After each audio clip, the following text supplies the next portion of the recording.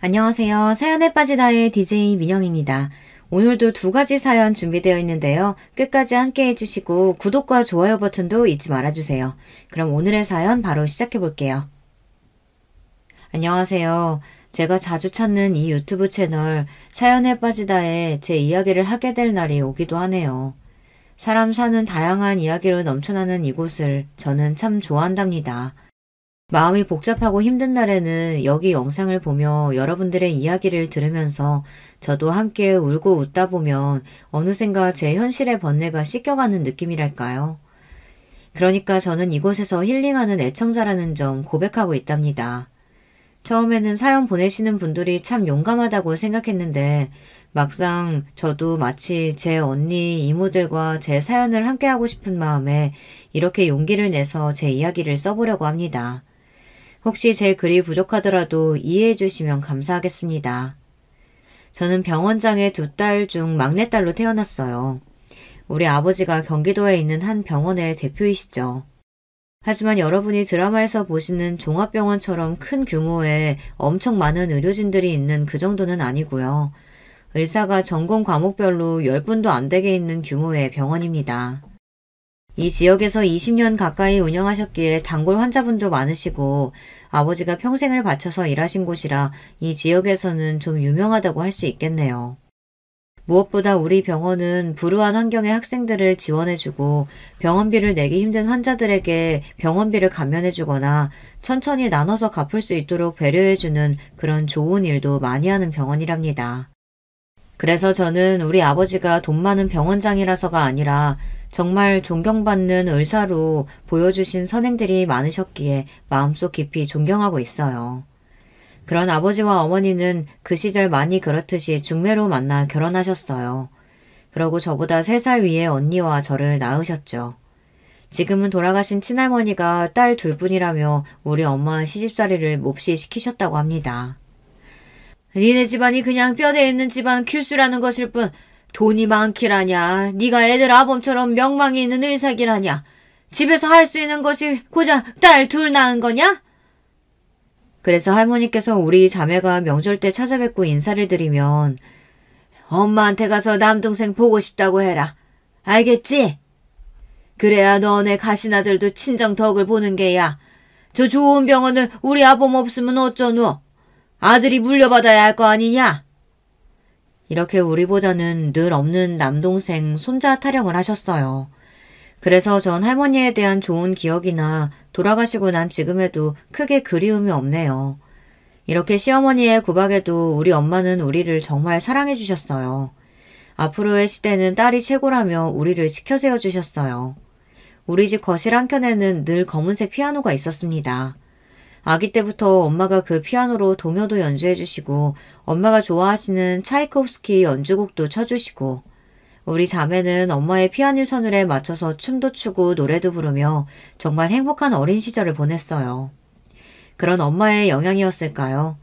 언니와 저는 피아노를 가까이 하게 되었고 피아노를 좋아하며 또 잘 치기까지 했답니다. 언니는 초등학교 2학년 때부터 동네 피아노 학원을 다녔는데요. 등원한 지 한 달도 채 되지 않아서 학원 원장님이 우리 엄마한테 그러셨대요.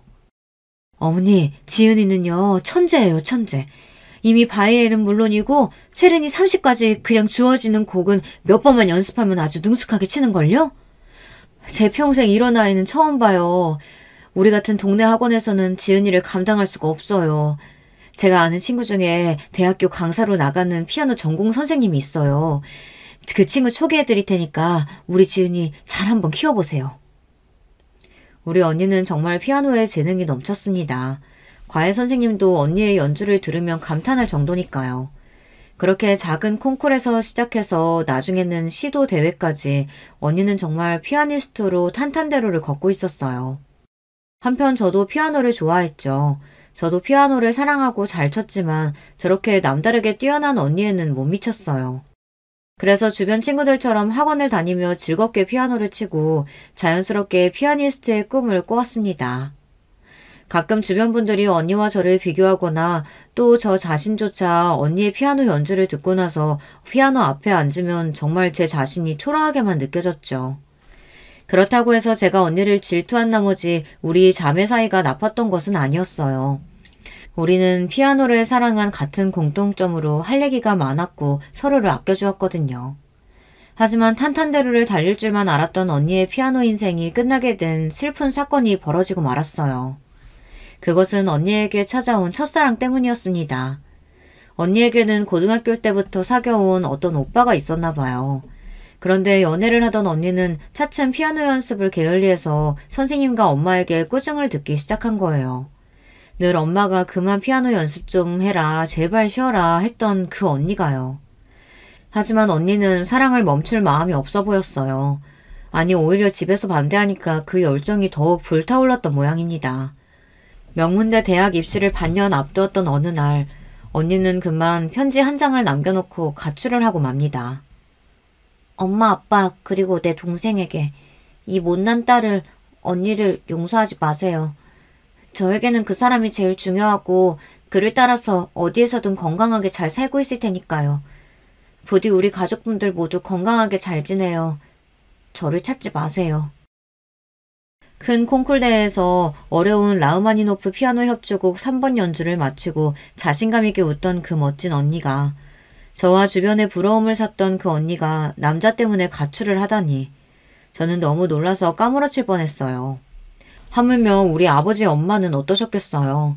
정말이지 우리 가족은 언니의 가출 이후로 웃음을 잃게 되었습니다. 저는 언니의 일로 충격을 받기는 했지만 그래도 열심히 공부해서 서울의 한 대학교 피아노 전공으로 입학하게 되었습니다. 사실 부모님에게 언니를 대신해서 기쁨을 드리고 싶은 마음도 있었어요. 하지만 대학교에서 피아노를 전공하면서 저는 현실의 벽을, 평범한 학생의 좌절을 맛보게 됩니다. 언니처럼 대단한 능력을 갖지 못했으니 과에서 두각을 나타내지를 못했고요. 심지어 알만한 콩쿨 대회에서 한 번도 입상한 적이 없으니 이제는 피아노를 그만둬야 하나 하는 괴로운 고민을 시작하게 되었어요. 그때 저는 같은 과에서 한 남자친구를 만나게 돼요. 힘들어하는 저를 위로해주면서 마음을 열게 된 남자친구였죠. 나는 네가 피아노 연주할 때 가장 아름답고 행복하다는 거 알아. 설령 피아니스트로 유명해지지 못하더라도 네가 피아노를 그만두지 않았으면 좋겠어. 누구보다 제 마음을 이해해주는 이해심 많은 남자였어요. 사실 제 마음속에서는 누군가 그런 말을 해주기를 기다리고 있었던 것 같아요. 그렇게 우리는 뜨겁게 사랑을 했습니다.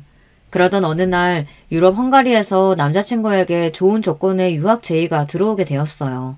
장학금을 받으면서 학비 걱정 없이 대학원에 다닐 수 있게 되고 졸업하고 나면 앞으로의 음악 인생에서 정말 좋은 커리어가 생기는 것이기 때문에 저는 크게 축하해 주었죠.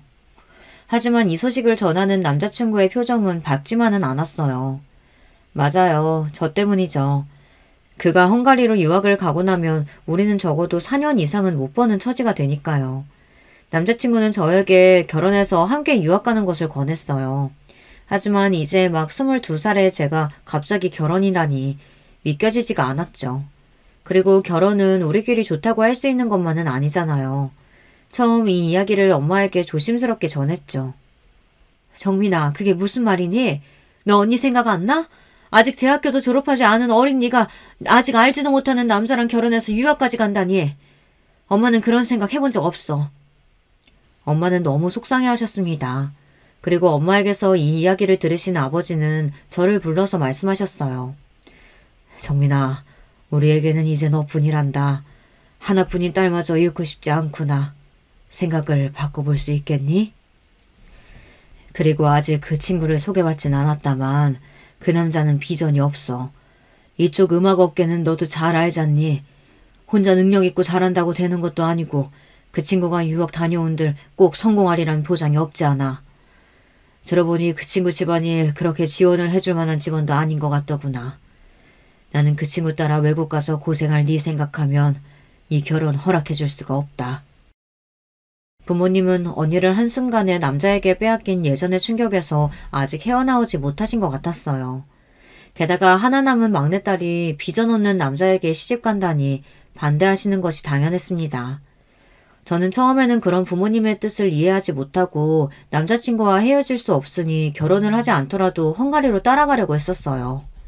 하지만 유학이 정해진 그 학교에 갈 수 있는 것은 남자친구일 뿐이고 그럼 나는 거기까지 따라가서 뭐 하지? 나는 어디에서 피아노를 배워야 하지? 우리는 가난한 유학생이니까 내가 공부를 접고 일이라도 해야 하는 걸까? 유학에 대한 생각은 고민할수록 정말 현실적인 물음표뿐이더라고요. 결국 저는 남자친구에게 이별을 고하기로 했습니다. 그래, 네 생각을 내가 미처 하지 못했어. 너를 잡고 싶은 이기심에 너한테 무리한 요구를 한 것 같아. 나 헝가리에 혼자 갈게. 하지만 정민아, 나는 너를 잊지 못할 거야. 언젠가 피아니스트로 성공해서 네 앞에 돌아올게. 사랑해. 그렇게 우리는 공항에서 마지막 포옹을 하고 이별을 맞이했습니다. 저는 이제 다시는 사랑 같은 거 하지 않기로 했어요. 아니, 다시 누구도 그이만큼 사랑할 수는 없을 것 같았어요. 피아노를 사랑해서 대학에 와서 전공까지 했지만 제가 피아니스트로 성공할 수 없다는 것을 깨닫고 좌절한 저에게 위로가 되어준 그 사람. 그리고 언니처럼 사랑 하나만 보고 같이 도망갈 수 없었던 비겁한 나. 남자친구와 헤어진 뒤 저는 살아도 산 게 아니었어요. 제대로 먹지도 못하고 하고 싶은 일도 없이 그냥 시간만 보냈습니다. 이런 저를 걱정한 엄마는 대학교 졸업하자마자 결혼을 시켜야겠다며 좋은 혼처를 알아보느라 분주하셨습니다. 엄마가 알아보신 선자리에 저는 영혼 없이 다녔어요. 제가 딱히 무언가 하고 싶었던 것도 아니고 부모님 걱정시키지 않게 결혼해서 살면 되지 싶었어요. 어차피 누구를 만나도 사랑할 마음은 요만큼도 없었으니까요. 그렇게 조건 좋은 집에 시집가도 아무래도 상관없었죠. 처음에는 아빠 병원에 있는 한 정형외과 의사, 그 다음에는 외가댁 어른의 소개로 만난 증권투자회사 사업가, 그 다음에는 잘 기억도 나지 않고 그냥 주말마다 나가라고 말씀하시면 선을 보고 왔어요. 그 중에 제가 마음에 드는 남자가 없었습니다. 이렇게는 안 되겠던지 엄마는 결혼정보회사에 저를 가입시키셨어요. 듀오나 뭐 그런 알만한 이름의 회사가 아니고요. VVIP 상위 1%의 조건에 드는 미혼 남녀만 가입할 수 있다고 하는 곳이라고 들었어요. 가입비만 5천만 원이나 한다고요. 우리 집이 그렇게 부유하지는 않은 것 같지만 그래도 병원장 딸이고 가입비를 내서인지 그 이후 들어오는 선자리는 정말 다르더군요. 그렇게 두어 번 선자리를 갖고 나서 저는 형택 씨를 만나게 되었어요. 형택 씨는 한 건설회사의 상무직을 맡은 회사 대표의 아들이었습니다. 형택 씨의 아버지는 매출액이 몇백억에 달하는 중견 건설업체의 창업자이자 대표시고 그 회사를 앞으로 이어받을 거라고 말하는 그의 모습이 당당해 보였어요. 하지만 그 남자에게 관심이 생긴 이유는 그 점이 아니었어요. 부유한 집안의 자제라기엔 거만한 구석이 없고 참 조용하고 세심한 사람이었어요. 건설회사의 상무라는 자리가 어울리기는 할까? 오히려 저처럼 음악을 전공하는 사람이라야 어울릴 것 같은 성격을 가졌습니다. 정민씨, 우리가 집안끼리 어울려서 만나면서 사랑을 이야기하는 건 아이러니하지 않아요? 그래도 저는 정민씨가 처음 본 것 같지 않고 친근하고 편하네요. 정민씨는 어때요? 제가 편한가요? 네, 사실 저도 같은 생각을 하고 있었어요. 형태씨는 좀 다르네요. 다정하면서 세심하신 분이신 것 같아요. 그래요, 그럼 잘 됐네요. 다음에 만나자고 부탁하면 들어줄 거죠? 이렇게 우리는 우유처럼 부드러운 첫 만남을 가지고 이후 데이트를 여러 번 했습니다. 주로 음악회나 미술 전시회에 자주 다녔어요. 형택 씨도 예술에 관심이 많아서인지 음악 전공자인 저를 배려하는 마음 때문인지 왜인지는 잘 모르겠지만 서로의 관심사가 비슷하다는 것은 참 좋은 일이었어요. 우리는 그렇게 호감을 갖고 4개월간 만났고 자연스럽게 결혼 이야기가 나왔습니다. 먼저 형택 씨가 우리 부모님에게 인사를 드리러 왔고 형택 씨의 조건도 성격도 마음에 들어 하신 부모님은 제가 서둘러 결혼했으면 하는 눈치셨어요. 예상치 못하게 일찍 결혼하게 된 저는 어리둥절했지만 형택 씨의 집안에서 저를 어떻게 생각하실지 궁금했죠. 형택 씨는 이상하게도 자기 집에 대해서는 말을 아꼈거든요. 형택 씨의 집은 용산구에 있는 한 커다란 단독주택, 아니 호화주택이었습니다. 역시 모 기업의 회장님 댁다운 집이었어요. 정원에 있는 조각품의 아름다움을 넋을 잃고 보고 있는데 한 40대쯤 되시는 아주머니가 와서 집안 응접실로 저와 형택 씨를 인도했습니다.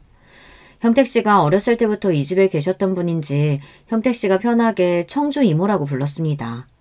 청주 이모는 형택씨만 부르는 애칭이고 이 집에서는 청주댁이라고 불렸습니다. 형택씨 이야기로는 이 집에서 10년 넘게 계셨고 어머니 다음으로 집안일을 잘 알고 계신 분이며 좀 엄격하고 무서워 보이지만 좋은 분이라고 칭찬했습니다. 저는 무의식적으로 느꼈습니다. 아, 청주댁과 잘 지내야 이 집에서 잘 지낼 수 있겠구나. 맞아요. 청주댁은 이런 대저택에서 보이지 않는 실세와 같은 분이었어요. 청주댁은 예의 있게 저를 대하면서도 새로 집안에 들어올 여자를 경계하는 눈빛을 감추지 못하는 느낌이었습니다. 청주댁이 저녁 식사를 살피러 가고 나서야 예비 시부모님께서 응접실로 오셨습니다. 아가씨가 우리 형택씨의 배필이로군. 반가워요. 나 건설회사 대표이자 형택이의 아비 되는 사람이요. 악수 한번 합시다. 예비 시부께서는 170cm가 될까 말까 하는 다소 작은 키에 풍채가 크신 분이셨습니다. 목소리가 호탕하고 자신감이 넘치셨으며 단정하게 포마드한 머리 스타일이 한 회사 대표다운 모습이었습니다. 옆에 서 계신 예비 시모는 한복을 위아래로 곱게 차려입으신 가녀린 몸을 갖고 계셨습니다.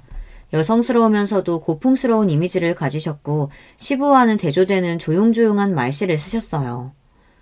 형택이가 마음에 드는 처자를 만났다고 해서 내가 꼭 데려와서 밥 한 끼 먹이고 싶다고 떼를 썼지 뭐예요.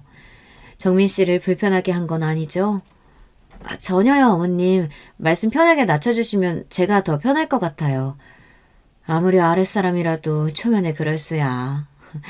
그래도 우리 집 사람 될 테니 천천히 그래 볼까요? 그렇게 걱정과 달리 예비 시부모님은 좋은 분들 같아 보였고 함께 식사를 하며 많은 이야기를 나누게 되었습니다. 나는 말이지 젊어서부터 사업에 올인한 남자라 늘 우리 사돈집은 판검사나 의사 같은 지식인 집안이었으면 했단 말이지. 그대가 아버님께서 아주 명망 있는 의사 선생님이라고 들었는데 네, 아버지. 제가 인사드리러 배웠을 때 그 지역분들이 존경에 맞지 않는 인품이 뛰어나신 분이셨습니다. 돈만 밝히지 않고 병원에서 좋은 일도 많이 한다면서요, 정민 씨. 네, 아버지께서는 옛날부터 불우한 환경의 학생들을 위한 장학제도나 병원비가 없어서 치료받지 못하는 분들에게 무료로 치료도 많이 해주셨어요. 우리 집하고 딱 걸맞는 집안이네. 이제 좋은 아가씨 만났으니 형택이 네 나이도 30대 중반이고 어서 결혼 서두르는 게 좋겠구나.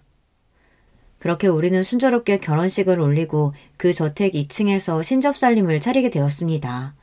사랑해서 하게 된 결혼은 아니었지만 만사가 편하고 잘 진행되니 그저 다른 사람들처럼 행복한 가정을 이루자 하고 소박한 꿈을 꾸었던 저는 그만 결혼하고 얼마 안 돼서 놀라운 사건을 목격하게 됩니다.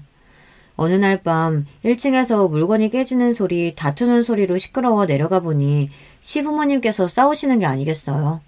저는 계단 난간 뒤에서 몰래 서서 대화를 듣게 되었죠. 이제 당신 나이도 환갑이 훌쩍 넘었어요. 언제까지 그렇게 더럽게 살 겁니까? 뭐? 더러워? 이 할망구가 말이면 다 한 줄 아나? 회장님한테 말하는 꼬락서니가? 도대체 이번에는 몇 살짜린 줄 알아요? 제발 채통 좀 지켜요. 아무리 여자가 좋아도 상황을 봐가면서 해야지.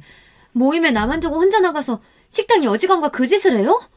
어허! 이 사람이 무슨 오해를? 집안에서 누가 듣겠네. 도대체 무슨 말도 안 되는 상상을 하는 게요? 오해요? 내가 지금까지 당신하고 산 30년 세월 동안 몇 명의 여자를 참아왔는지 알기나 해요? 그 나이가 돼서도 그 욕정 참지 못하고 모임에서 뛰쳐나가서 그 짓을 하고 와? 내가 당신 때문에 수면제에 우울증 약에 왜 이렇게 살아야 하는지. 급기야 시모는 대성통곡을 하셨고 시부는 그대로 집을 나갔습니다. 언제부터 내 뒤에 계셨던 건지 청주 이모는 쓱 나와서 시모를 모시고 안방으로 들어갔습니다. 내가 목격한 게 사실인지 저는 분간이 안 돼서 눈을 한참 비비고 있었습니다. 아, 시부는 평생 바람을 피고 살았던 사람이고 시모는 그 가녀리고 우아한 입에서 거친 말과 통곡을 할 수밖에 없게 만드는 그런 남편을 참고 살았던 거였죠. 얼마나 고통이 심하면 정신과 약을 드시고 계실 정도일까요? 능력 있고 남자답다고 생각했던 시부의 진면목을 보고 나니 저는 적잖이 충격을 받고 남편에게 전화를 걸었습니다. 여보, 밤 12시가 넘었는데 어디 있길래 아직 집에 안 들어온 거예요? 그때 남편의 수화기 너머로 왁자지껄한 사람들 소리, 큰 음악 소리, 도대체 남편은 지금 어디에서 뭐하고 있는 걸까? 아, 거래소 사람들과 회식이 길어졌는데 먼저 자요. 나 늦게 들어갈 것 같군요. 여보, 방금 아버님 어머님이 크게 싸우셨어요. 아버님이 여자 문제로 사고 치신 것 같고 어머님은 대성통곡 하시고 어서 들어와서 여기 정리해야 되지 않겠어요? 내가 나서기 좀 민감한 문제 같아서 그래요. 아, 여보, 그런 일 비일비재해요. 우리 부모님 평생 그렇게 사셨으니까 너무 걱정하지 말고 그냥 자요. 이렇게 대수롭지 않다는 듯이 남편은 전화를 끊었습니다. 여러분, 이게 무슨 말이겠어요. 늘상 이 집에서는 시부의 여자 문제로 다툼이 잦은 콩가루 집안이라니 이게 익숙하다는 듯이 넘겨버리는 남편도 놀라웠어요. 아무리 부부 사이, 남녀 사이는 제3자가 모르는 거라지만 제가 커왔던 우리 집에서는 상상도 할 수 없는 문제였습니다. 그런데요, 저를 더 불안하게 만든 문제는 또 있었어요. 잦은 외박과 늦은 귀가를 하는 남편이요. 일이 바쁘다고는 하지만 누가 이 시간까지 일을 하나요? 방금도 분명 어디 유흥업소나 클럽, 나이트 이런 데인 듯한 추측이 들었어요. 설마 이 남자도 시부를 닮아서 여자 관계가? 제가 이런 의심을 품게 된 데에는 또 다른 이유가 있었는데요. 연애 시절에 남편은 매너 있고 젠틀하지만 손을 잡는다든가 팔짱을 끼는 정도의 스킨십에 멈춰 있었습니다. 키스도 청혼할 때 처음 했었죠. 과거 남자친구와 열정적이었던 사람과는 사뭇 달랐어요. 그런데요, 결혼하고 떠난 신혼여행에서도 남편은 저와 하룻밤만 같이 보냈습니다. 이게 저는 이상하다고 생각한 겁니다. 그날 밤 저는 이런저런 걱정에 잠도 제대로 못 자고 1층으로 내려왔어요. 하지만 시부와 시모는 여느 아침과 다를 바 없다는 듯이 말끔하게 계셨고 평소와 다를 바 없이 식사를 하셨죠. 새아기 잘 잤냐? 아니 청주댁 오늘 국이 간이 안 맞지 않소? 요즘 청주댁답지 않게 왜 이렇게 실수가 많아? 청주댁이 그럴 만한 사정이 있어요. 청주댁 앞으로 김 실장 통해서 간 맞추고 이따 나 좀 봐요. 매사 완벽하고 꼿꼿하던 모습과 달리 요즘 청주 이모는 안절부절하고 전에 없던 실수를 자주 하셨어요. 식사 후 저는 정원을 산책하면서 어제 있었던 일을 곱씹어 보고 있었습니다. 남편은 결국 집으로 귀가하지 않고 회사로 바로 출근한 모양이었어요. 오늘 집에 오면 얘기 좀 나눠봐야 하나? 진짜 바람 피는 거면 어쩌지? 그때 저 멀리 청주 이모가 정원 한켠에 서서 한참 통화를 한 뒤 눈물을 짓고 있었습니다. 무슨 심상치 않은 일이 있다는 생각에 저는 청주댁에게 다가갔습니다. 아직 청주 이모와 저는 친한 사이도 아니고 늘 격식을 차리고 마음을 내주지 않는 분이었지만 저는 걱정이 돼서 견딜 수가 없었어요. 이모님, 요즘 무슨 걱정 있으세요?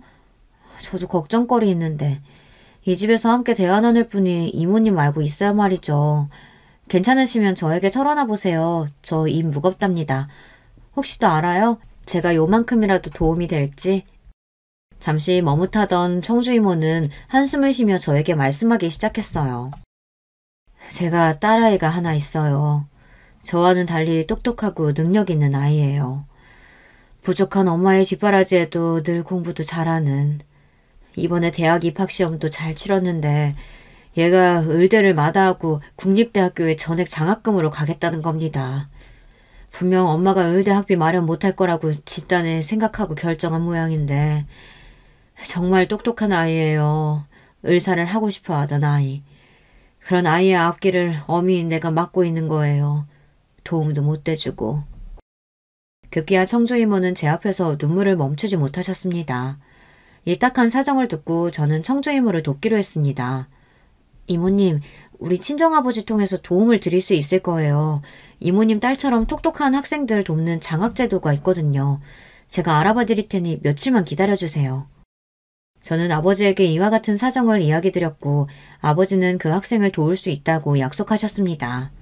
그리고 이 기쁜 소식을 청주 이모에게 전해드렸죠. 우리 병원 장학생으로 청주 이모의 딸이 의대에 진학하는 데 도움을 주기로요. 청주 이모는 저에게 너무나 고마워하셨어요. 그런데 작은 사모님, 그때 저한테 걱정거리 있다고 하셨죠? 혹시 이 집안에 관련된 일인가요? 네, 그 전날 시부모님이 싸우는 걸 목격했거든요. 원래 그러신가 봐요. 네, 직접 보셨다니까 솔직히 말씀드리면요. 옛날부터 회장님이 여자 문제가 많으셨어요. 하룻밤 보낸 여자로 모자라서 아예 살림 차려주고 드나들었던 세컨드도 여러 명 있었죠. 그 여자들 정리하느라 사모님 저도 같이 고생했었죠. 그런데 사모님이 더 미치겠는 건 지나가는 여자애들 식당 여종업원이건 집안에서 일하는 애들이건 가리지 않고 거느려고 하시는 거죠. 사모님이 그래서 몸도 많이 상하시고 정신과 약 드시면서 정말 안 된 분이세요. 그때가 돼서야 저는 문제 많은 집에 시집왔다는 것을 깨닫게 되었어요. 근데 사모님, 제가 이런 거 궁금해한다고 기분 나빠하지 않아주시면 뭐 하나 물어봐도 될까요? 사실 큰 사모님도 궁금해하시는 부분이기는 한데 아기 소식이 있다거나 상무님과 부부관계가 괜찮으신지요?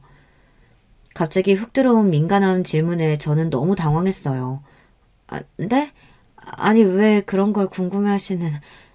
이모님도 아시겠지만 남편이 집에 잘 안 들어와요. 요사이 외박도 잦고 저를 아내로서 좋아하기는 하는 것 같은데 왜인지 밤에는 저를 피하는 기분이에요. 맨날 혼자 잠드는 것 같아서 저 좀 외롭네요. 저는 멋쩍듯이 웃으며 가볍게 넘기려고 했죠. 그런데 제 얼굴을 찬찬히 걱정스럽게 살피는 이모님의 표정에 왠지 모르게 찜찜했어요. 어쨌든 자신의 딸을 도와준 일을 계기로 청주 이모와 저는 둘도 없는 사이가 되었습니다. 그리고 시부의 여자 문제는 날로 시끄러웠고 시모는 갈수록 건강이 악화되셨죠. 급기야 어느 날 새벽 시모는 욕실 안에서 의식을 잃고 쓰러져 계셨습니다. 스트레스를 참다 못한 어머님은 그만 자살 시도를 하신 거예요.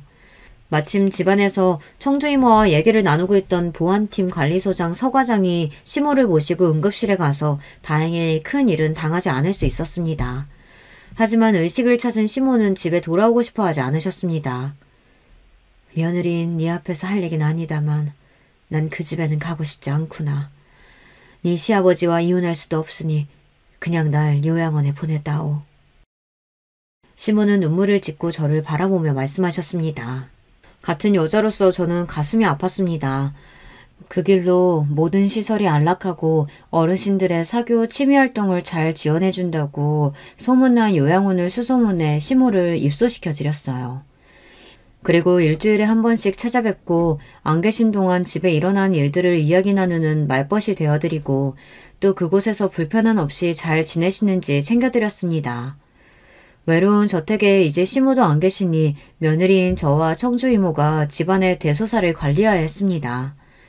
게다가 시어머니가 집에 안 계시니 시아버지는 더욱 대놓고 집 안과 밖에서 여자를 탐닉하고 다녔습니다. 그 연세에 그 정력이 참으로 신기했어요. 그런데 말이죠. 그런 아버지와 대조되는 아들, 제 남편은요. 저와 부부관계를 맺은 것이 단 2번뿐이었습니다. 결혼한 지 7년 동안 말이죠. 신혼여행에서 한 번, 그리고 결혼 1년차 때에 시부가 왜 아이를 갖지 않냐고 저희를 막 혼내시던 날 밤 2번째. 이렇게 2번이 전부였습니다. 저는 사실 마음속으로 확신하고 있는 게 있습니다. 이 남자 분명히 남성 기능에 문제가 있구나. 그날 청주 이모와 둘이 백화점에서 장을 보고 식사를 하다 이런 이야기가 나왔어요. 이모님, 분명 남편에겐 성적으로 어떤 문제가 있는 거예요. 그쵸? 이모님은 알고 계신 게 있으시죠? 사실 아드님이 사모님과 선을 본 데엔 뒷이야기가 있어요. 우리 형택도련님이 옛날부터 남다른 성적 취향을 갖고 있다는 걸 가족들도 다 알고 가까운 친척들은 물론 가까운 집안들도 다들 아는 사실이었답니다. 그래서 알만한 집안에서 결혼시키지 못하고 아예 다른 쪽 모르는 좋은 집안의 아가씨를 찾고 있었던 거예요. 그리고 사모님이 그 중매쟁이의 추천으로 선을 보게 된 거랍니다. 정말이지 기가 막힐 노릇이었어요. 그러니까 저는 애초에 비정상적인 남자에게 속아 팔려온 결혼을 했던 거죠. 이 사실을 알고 제 속은 더 복잡하고 괴로웠지만 현실적으로 이혼을 하기는 어려웠습니다. 남편은 그런 결점 외에는 좋은 사람이었어요. 다정하고 세심하게 저를 아껴주고 아이를 갖지 못하는 점에 대해 미안하게 생각하고 있었거든요. 그리고 부유한 집안에서 생활은 여유롭고 편했으니까요.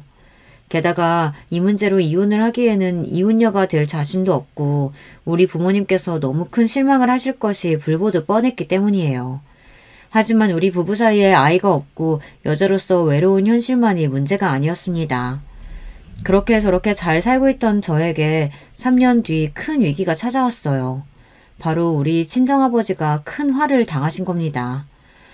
우리 아버지가 경제적으로 어려운 환자들에게 무료로 치료해준 일이 많이 있었다고 말씀드렸는데요. 그중 나쁜 몇몇 환자가 아버지에게 해코지를 한 겁니다. 돌팔이 의사가 치료를 잘못해서 다리 한쪽을 못 써서 병신이 되었다며 아버지에게 찾아와 행패를 부린다는 거예요. 물에 빠진 사람 건져냈더니 보따리 내놓으란 속담이 있듯이 어떻게 사람이 은혜를 입고 원수로 갚는단 말인가요? 그 사람들로 인해 병원에는 안 좋은 소문이 돌게 돼서 환자 수도 퍽 줄게 되었습니다. 게다가 엎친 데 덮친 격으로 근처에 대학병원이 들어오게 되니 이제 아버지 병원은 정말 운영이 어려운 상황에 놓이게 된 거예요. 그리고 그 환자들끼리 모여서 아버지에게 의료소송을 한다고 손해배상을 물게 한다고 더욱 아버지를 괴롭혔습니다. 다른 의사는 몰라도 우리 아버지는요. 병원비도 양심적으로 받고 기부나 봉사도 많이 하셔서 여느 병원장만큼 재산도 많지 않았어요.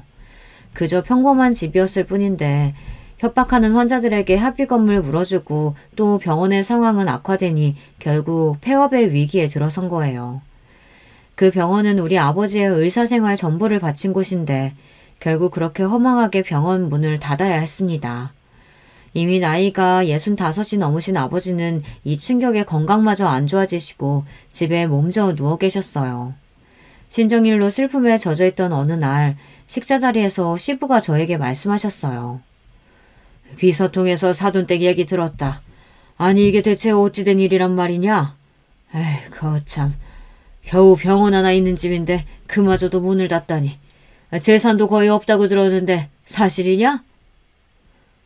친정집 일로 저를 위로해 줄 줄 알았던 시부는 뜻밖에도 우리 집과 저를 비난하는 것이 아니겠어요. 며느리라고 들어와서 7년 동안 애 하나 갖지도 못하고 집에 재산만 축내고 있으니 내가 널 이 집에 계속 둘 이유가 있겠어? 난 뼛속까지 사업가야. 이제 형택이 아니 결혼이 별 이득 없단 말이다. 어차피 애도 없는 마당에 이제 이혼하고 각자 사는 거 어떻겠냐? 이게 무슨 귀신 신하라 까먹는 소린가 말인가요? 친정집이 망했으니 저보고 나가란 말을 지금 시부가 눈 하나 깜빡하지 않고 얘기하는 겁니다. 저는 너무 억울한 마음에 함께 있던 남편을 바라봤습니다. 남편도 시부 얘기에 당황했지만 이미 시부에게 얘기를 들은 터인지 저만큼 놀란 반응은 아니었어요. 아버지, 저번에도 말씀드렸듯이 저 이 사람 아내로서 좋아요. 계속 함께하고 싶습니다. 네가 지금 나한테 대들겠다는 거냐? 며느리는 네가 어떤 남자인지는 알고 있어? 이제 헤어지는 마당이니 내가 솔직하게 얘기하마. 형택이는, 아니 네 남편은 말이다. 여자를 품을 수 없는 남자다. 여자랑 밤일을 할 수가 없다고. 지금까지 살면서 너도 대충 눈치는 채지 않았냐? 이제 우리 회사와 거래할 만한 다른 집안에서 네 다음 부인 찾아볼 테니 어서 정리해라. 정신이 아득해지는 기분이었습니다. 7년간의 결혼 생활 동안 대충 눈치는 채고 있었지만 그렇다고 시부한테서 이렇게 직접적으로 남편의 이상한 성적 취향을 듣게 될 줄은 몰랐습니다. 그리고 이제 저하고 거래할 것은 없으니 나가라고 내쫓는 이 현실도 믿기지가 않았어요. 저런 남편과 살면서 집안 살림도 하고 요양원에 계신 시모도 모셔가며 정말 며느리로서 할 도리 잘하고 살았는데 말이에요. 남편은 강압적인 아버지 밑에서 자기는 지금까지 거역한 적이 없다며 너에게 해줄 수 있는 것이 없어서 미안하다고 그렇게 계속 저에게 미안해하기만 할 뿐이었습니다. 저는 이대로 이 집에서 내쫓기고 마는 걸까요? 방에서 울면서 이혼 준비를 알아보고 있을 때였어요. 청주 이모가 방에 들어오셔서는 저를 달래주었습니다. 저는 친정엄마인 양 이모님을 끌어안고 엉엉 울었습니다. 이모님 아시잖아요. 제가 7년 동안 어떻게 살았는지. 저 정말 열심히 잘해왔다고 생각했는데 이렇게 하루아침에 쫓겨날 수 있는 거예요? 바보 같은 남편도 해줄 수 있는 게 없대요. 알지. 내가 알지. 우리 작은 사모님 이 막대먹은 집안에서 유일하게 사랑굿이라는 사람이었는데 이런 보물을 몰라보는 김 회장 벌 받을 거예요. 암 벌 받고 말지. 자, 이제 그만 울고 정신 차려봐요. 멍충이처럼 한 푼도 없이 쫓겨날 거예요, 정말? 울음을 멈추고 고개를 든 저에게 이모는 USB 하나를 건네주는 것이었습니다.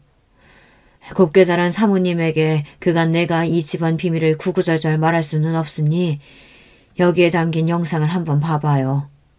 그리고 이 비밀은 여기 김씨 남자들의 치부랍니다. 이혼하면서 빈손으로 할 순 없잖아. 사람에게 인색하기로 소문난 김 회장이 며느리한테 위자료 한 푼 주지 않을 거라는 건 내가 알아요. 변호사랑 이 영상 어떻게 써먹을지 잘 고민해보고 잘 사용해주면 좋겠어요. 그동안 이 집에서 날 사람답게 친이모처럼 대해주고 따라줘서 고마워요.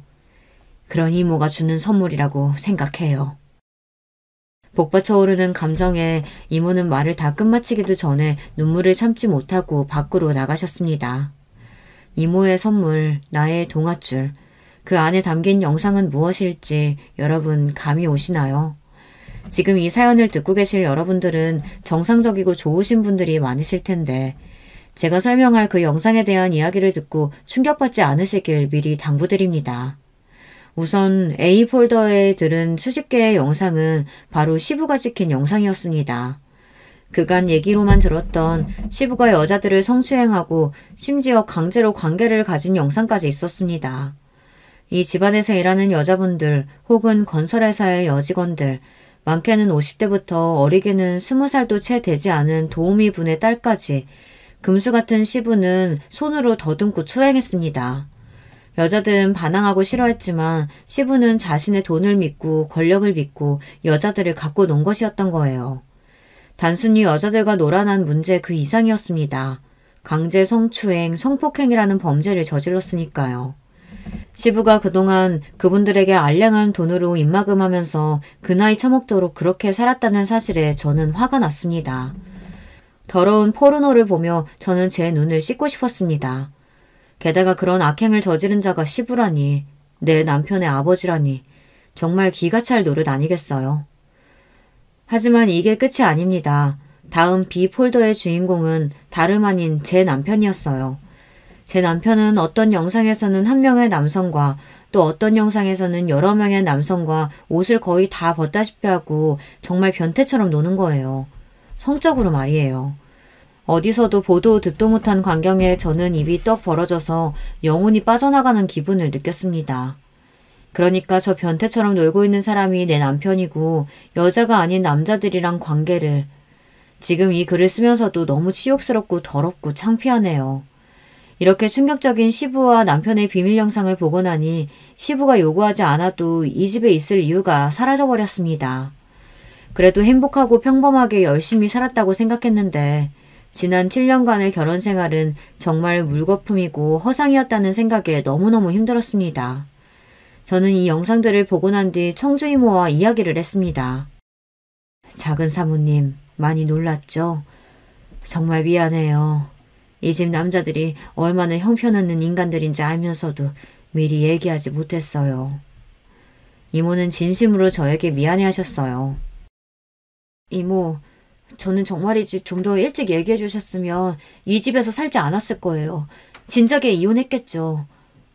그런데 왜 이제 와서 저한테 이 얘기를 해주시는 거예요? 저도 우리 작은 사모님이 너무 좋은 분인 걸 알기에 양심의 가책을 느껴가며 숨길 수밖에 없었던 이유는 회장님 때문이었어요.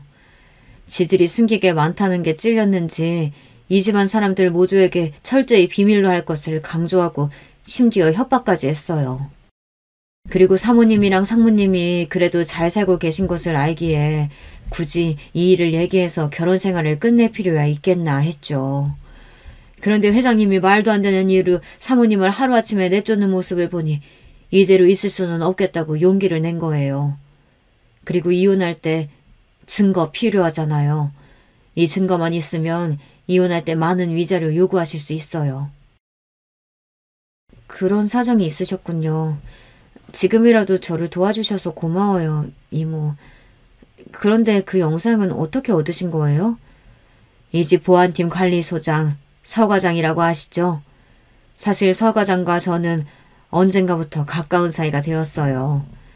그리고 이 집에 감추고 있는 비밀에 대해 서 과장은 저보다 더 많은 것을 알고 있다는 것을 알게 된 건 그리 오래되지 않았답니다. 서 과장에게 얘기 들어보니 회장님과 상무님은 그동안 자신들의 더러운 행위를 이 집 뒤편에 창고로 쓰는 별채에서 은밀하게 하고 있었던 거예요. 온 집안의 CCTV를 관리하고 있는 서 과장은 그 은밀한 별채에도 CCTV가 있다는 사실을 알고 몰래 보관하고 있었고요. 아마 회장님과 상무님은 그 별채에 옛날부터 설치되어 있던 CCTV가 있다는 사실도 모르고 그 짓들을 한 걸 거예요.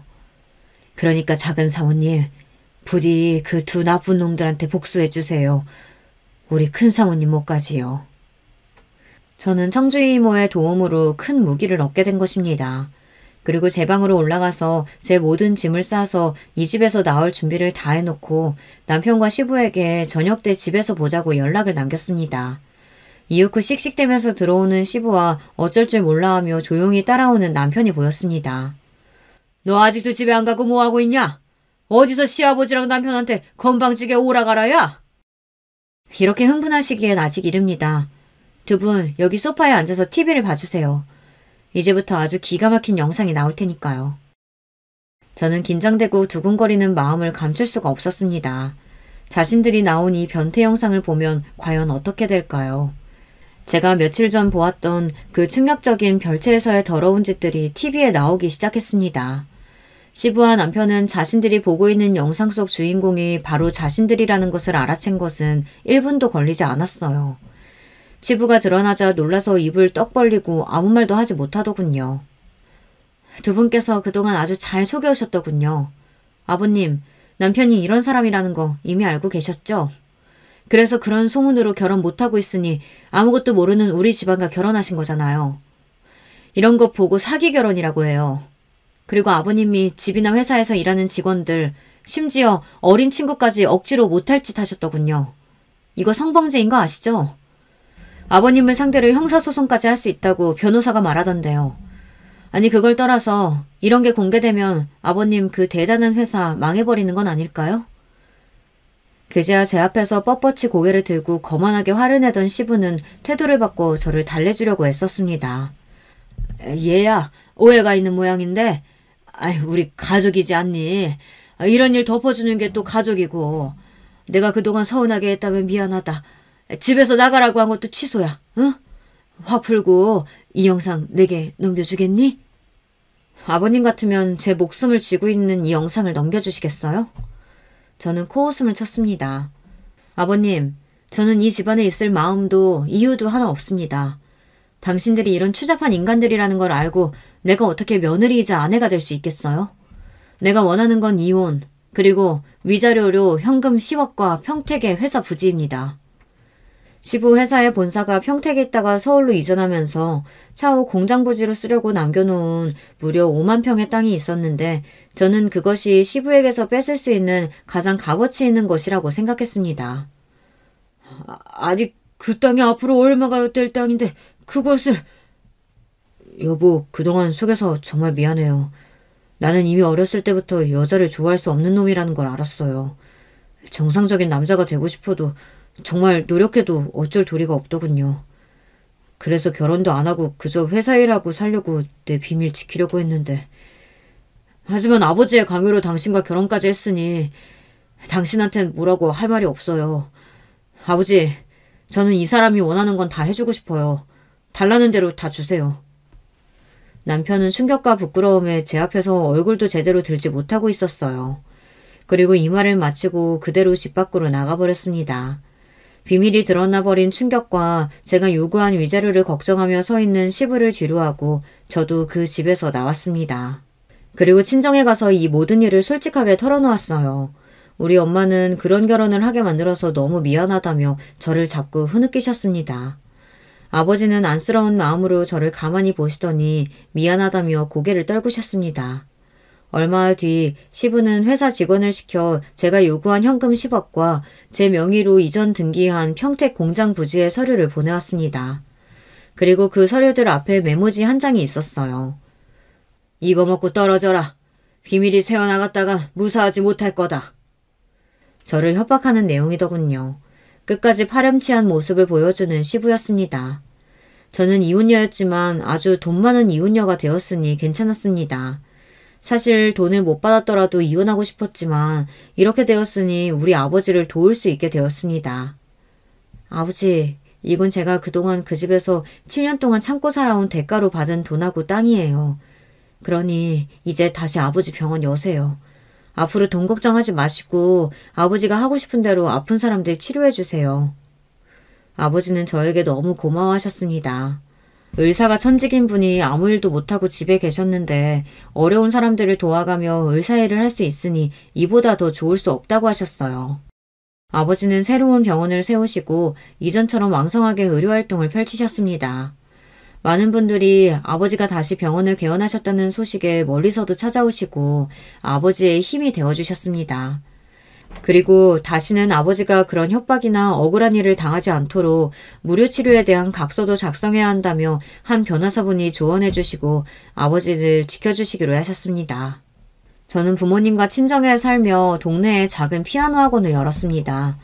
평생 피아노는 저에게 좋아하지만 가질 수 없는 그런 존재라고만 생각했는데 아이들에게 피아노를 가르치다 보니 이보다 행복할 수는 없겠더군요. 저는 천직을 찾은 것 같았어요. 그런데 좋은 일은 여기에서 멈추지 않았어요. 예전에 사귀었던 남자친구가 피아니스트가 되어 우리나라에 내한 공연을 왔다며 제게 찾아온 것이 아니겠어요. 남자친구는 조금 나이가 들었지만 더 중후하고 멋있어진 모습이었어요. 우리 생각보다 오래 떨어져 있다 만나게 됐네. 하지만 약속한 대로 나 피아니스트로 성공해서 이렇게 네 앞에 왔어. 이제는 우리 헤어지지 말자. 저는 이미 한 번 결혼했던 몸, 멋진 남자친구에게 돌아가기는 어려운 처지였어요. 하지만 남자친구는 이를 개의치 않고 오히려 이혼하고 혼자가 되어 있어서 다행이라며 웃었습니다. 그렇게 저는 남자친구와 조심스럽게 연애를 시작하게 되었어요. 결혼이요? 이미 거품같이 허망한 결혼 생활을 해보았던 저는 결혼 생각이 아직 없습니다. 게다가 남자친구는 총각인데 너무 미안한 일이죠. 지금의 저는 부모님 건강하시고 제가 좋아하는 일을 하고 있고 제가 사랑하는 남자와 만날 수 있으니 그냥 이대로도 너무 감사한 일상을 보내고 있답니다.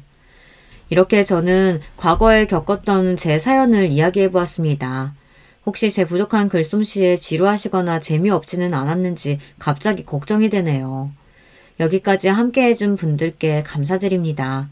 여러분에게도 행복이 찾아오시기를 빌며 저는 여기에서 인사드릴게요.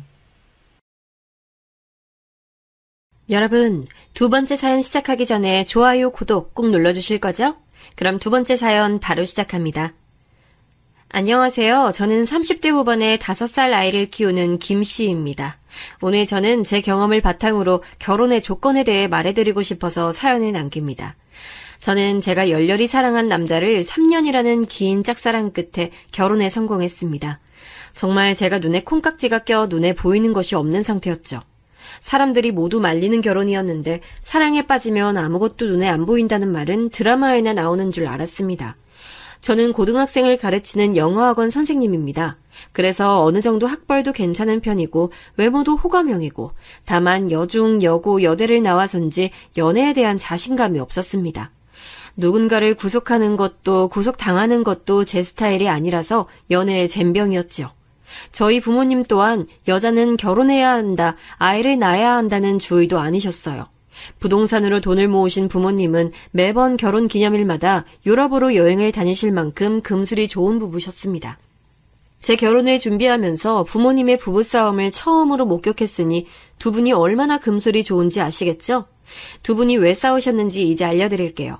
제가 첫눈에 반한 이 남자는 제 PT 선생님이었습니다. 그는 학원 근처의 운동센터에서 만났어요. 점심시간이라 한가한 타임이라서 그런지 선생님이랑 친해질 수 있었고 결혼에 대한 마인드도 그리고 외모 또한 제가 꿈꾸던 이상형에 가까운 남자라 더 관심이 갔습니다. 가만히 있으면 차가워 보이지만 웃을 때 보조개가 들어가서 아이 같은 웃음을 짓는 스타일이 제 이상형이었거든요. 처음엔 회원과 선생의 관계라서 발전할 수 없었는데요. 제가 적극적으로 대시하고 3년이라는 시간을 매일 같은 시간 운동을 하면서 친해지다 보니 저희는 결혼 얘기가 나올 만큼 가까워져 있었습니다. 그런데 구속하는 걸 싫어하고 하지 않는다는 제 마인드가 가장 마음에 든다고 했던 이 남자는 알고 보니 심각한 효자였습니다. 하지만 아시잖아요. 눈에 콩깍지가 끼면 그런 모습도 가정에 잘한다, 부모님을 사랑하는 아들이라는 식으로 포장이 되더라고요.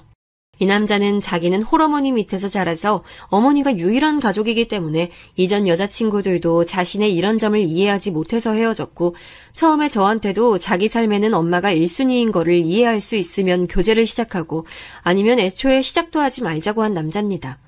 그때 도망갔어야 했는데 모든 시련은 사랑으로 커버할 수 있다는 저의 판단 미스가 이 사단을 낳았네요. 남편이 이런 놈이다 보니 당연히 저희 친정에서는 반대했습니다. 직업도 저희 아버지가 생각하실 때는 가장의 직업으로 탐탁지 않다 생각하셨고, 연하인 점도 홀어머니 밑에서 자란 점도 마이너스였습니다.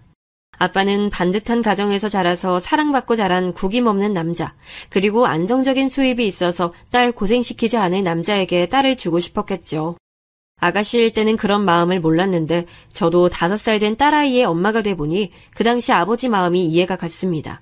그래서 이렇게 사연을 보냈는지 몰라요. 누군가의 소중한 딸인 당신에게 결혼은 현실이란 거를 알려주고 싶어서요. 그리고 나처럼 피눈물 흘리면서 현실의 단면을 알아가는 것보단 나을 것 같아서요. 6년 전 시어머니를 처음 뵙는 날이었어요. 안녕하세요, 어머니. 김지연이라고 합니다. 만나 뵙고 싶었어요.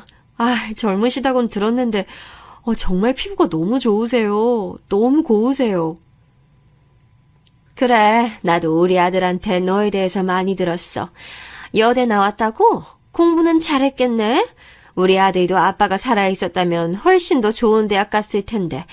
우리 선우도 어릴 때부터 머리 하나는 정말 좋았는데 내가 먹고 살기 바빠서 서포트를 못 해줘서.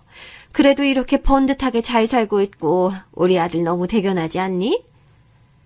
그럼요. 어머니, 선우 씨가 정말 착하고 효자한 거 잘 알아요. 어른 공경심도 높은 것도 알고요.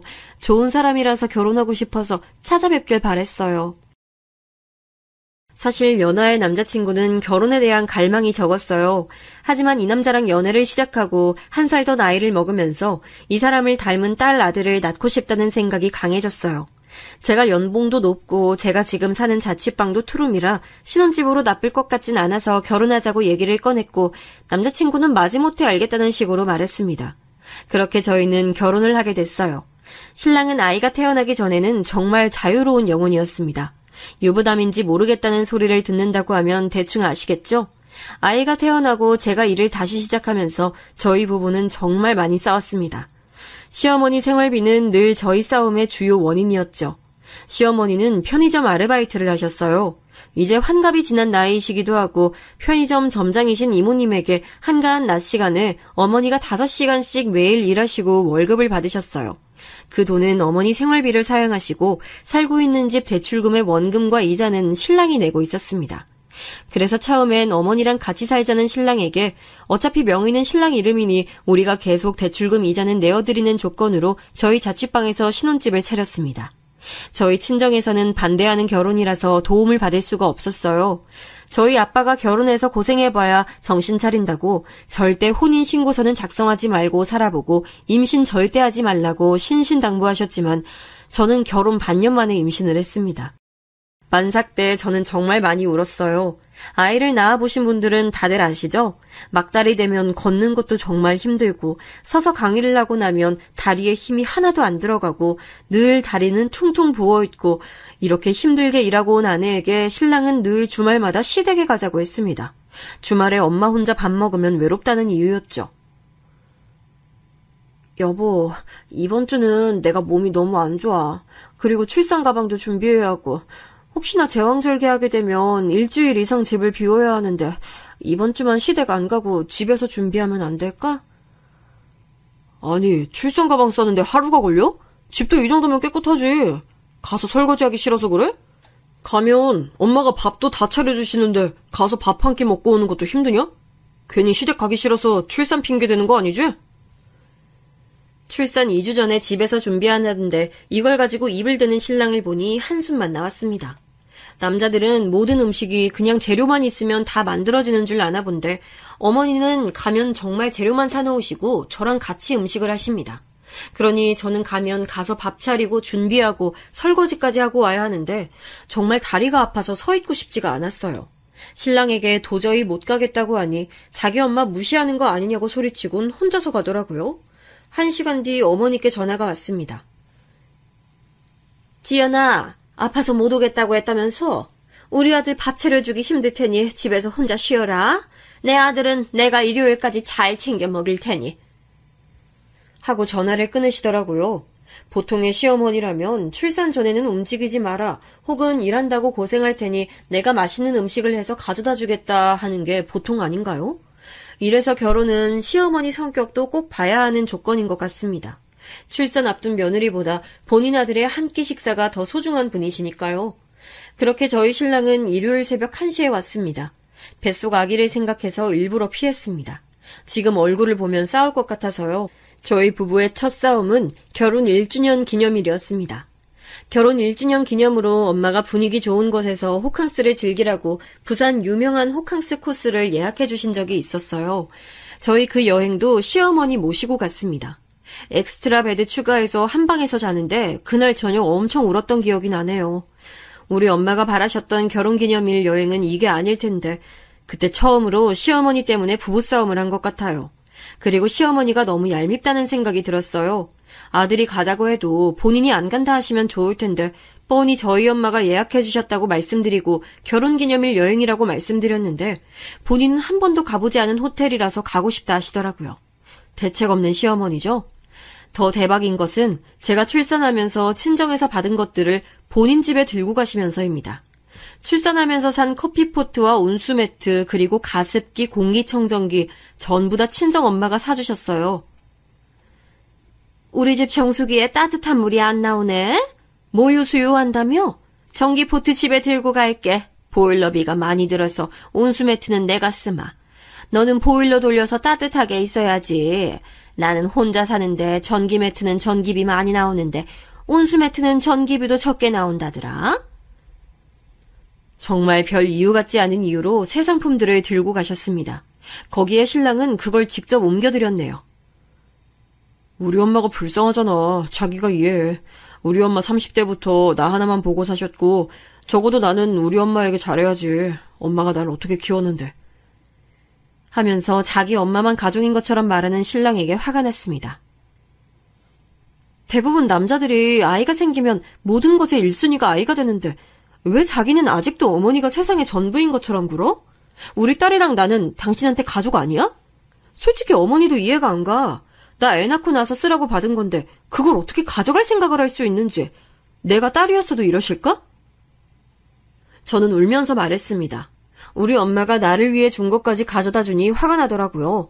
남편은 이런 제 행동을 산후 우울증의 일종으로 생각하면서 그저 엄마는 불쌍하니까 우리가 이해해야지. 당신은 아직 젊고 살 날도 많으니까 라는 이유로 모든 걸 이해시키려 했습니다. 남편은 이렇게 시댁과의 문제가 생기면 그저 넘어가기만 바랐습니다. 이야기 자체를 피하기도 했고요. 이런 문제는 계속 터졌습니다. 하루는 아이가 아파서 병원에 가려고 바쁘게 준비했습니다.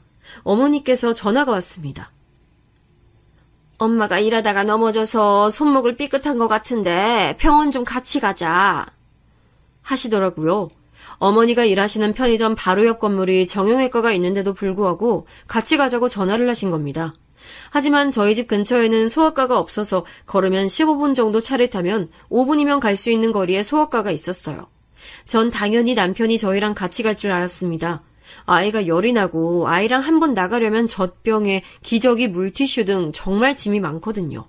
신랑은 저랑 아이를 소아과 건물에 내려주고는 시어머니께 갔습니다.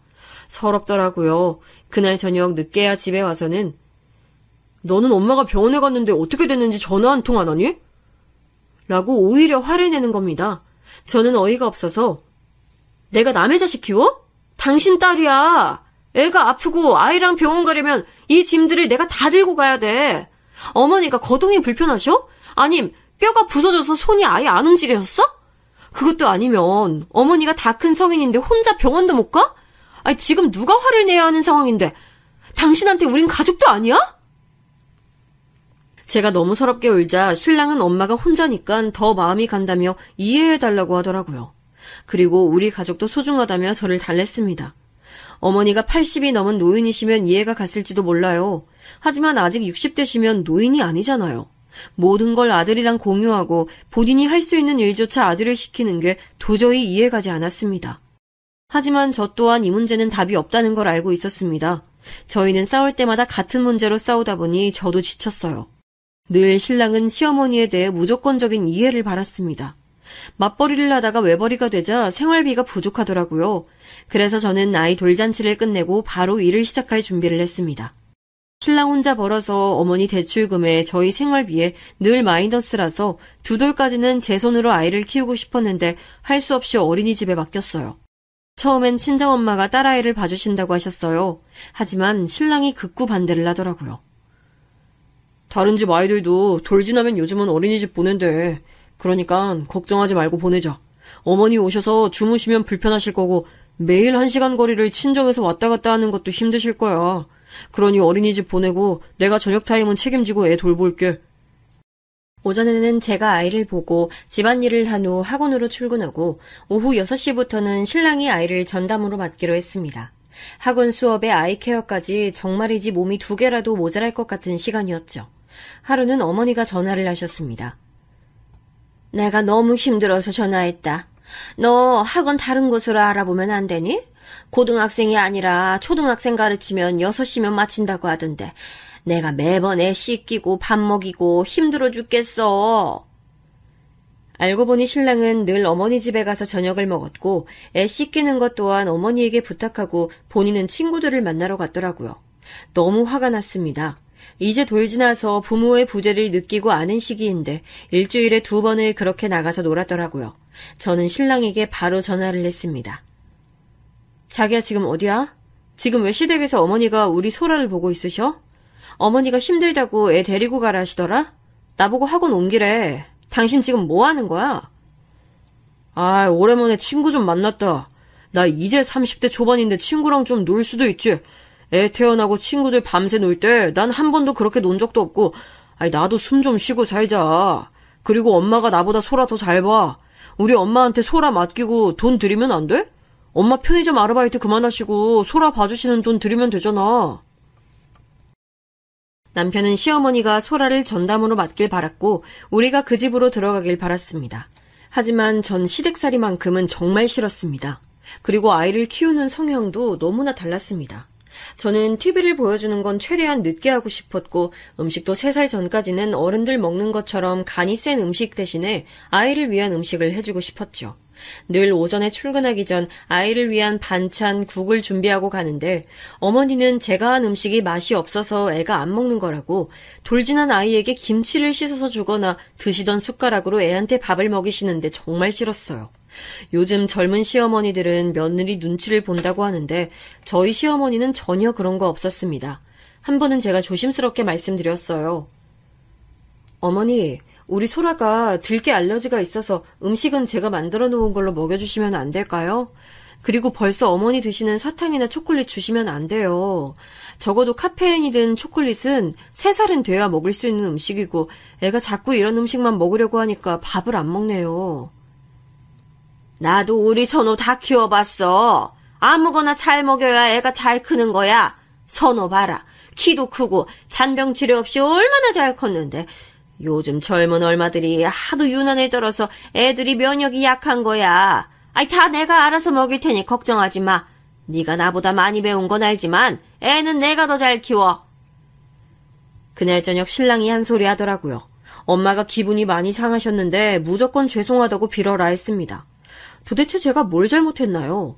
전 제 의견을 얘기했을 뿐이고 요즘 아이 엄마들 그 정도는 다 말하고 오히려 요즘 젊은 시어머니들이 더 유기농 친환경 제품으로 먹이라고 하시는데 본인 침이 묻은 숟가락으로 먹이는 건 말도 꺼내지도 못했는데 말입니다.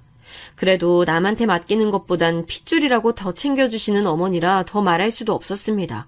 그리고 남편의 압박 아닌 압박이 시작됐습니다. 시어머니가 애를 전담으로 봐주시고 본인도 저녁 타임에 일을 하면 더 수익을 낼 수 있으니 걸어서 20분 거리 시댁에 같이 살자는 겁니다. 전 다른 건 몰라도 그 점은 정말 싫었거든요. 적어도 집은 딸아이와 남편 저의 가정으로 만들고 싶었습니다. 그리고 분명 같이 산다면 더 많이 싸울 게 눈에 보였습니다.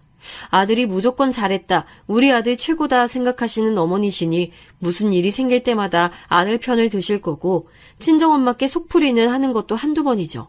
정말 부모님 가슴에 대못 받고 결혼해서 마음 놓고 친정도 못 가니 더 시어머니와의 합가가 내키지 않았습니다. 그러던 중 사건이 일어났습니다. 시모님이 귀향을 결정하셔서 더 이상 어머니가 편의점 아르바이트를 하실 수 없게 된 거예요.